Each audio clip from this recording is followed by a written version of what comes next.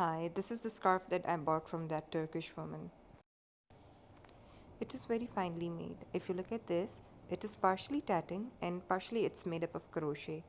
The flower, if you see in this video, it is made up of crochet.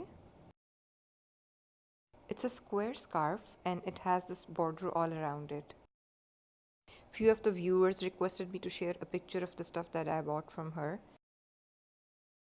So I thought I should make a small video and share that with you because it's more easy and it's convenient to see a pattern in a video instead of a picture.